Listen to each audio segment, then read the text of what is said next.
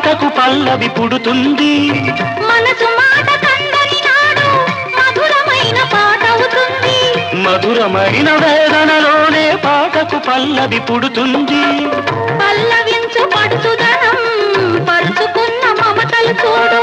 పల్లవించు పడుచుదనం పరుచుకున్న మమతలు చూడు. పసితనాల తొలి వేకువలో ముసురుకున్న మబ్బులు చూడు.